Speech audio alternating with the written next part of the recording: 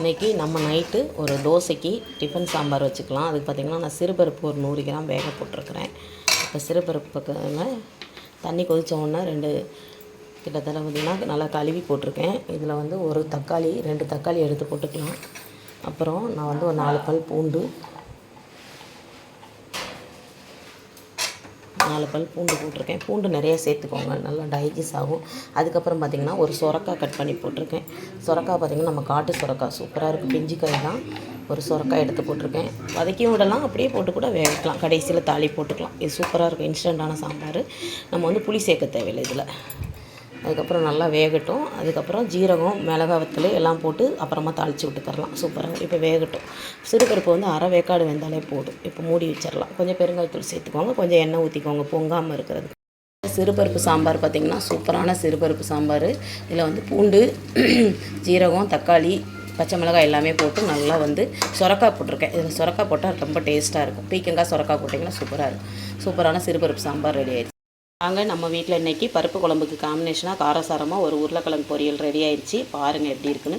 சூப்பராக இருக்கும். இந்த உருளைக்கிழங்கு பொரியலும் வெண்டைக்காய் பச்சடிக்கும் பருப்பு ரசத்துக்கு ரொம்ப அட்டகாசமாக இருக்குங்க.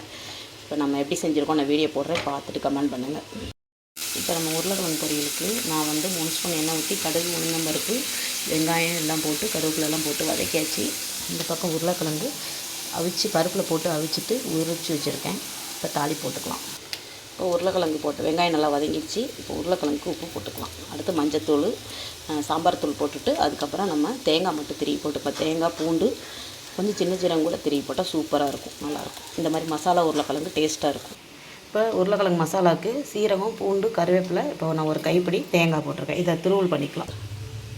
இப்போ உருளைக்கிழங்குக்கு மசாலா போட்டாச்சு. இப்போ நம்ம வீட்டில் அரைச்ச குழம்பு தூள், சாம்பார் தூள் பார்த்துக்கோங்க. இது எல்லா குழம்பு பொரியல் எல்லாத்தையுமே போடலாம், சூப்பராக இருக்குங்க. இப்போ நம்ம கிளறி விட்டுக்கலாம், அப்படியே இறக்கிடணும்.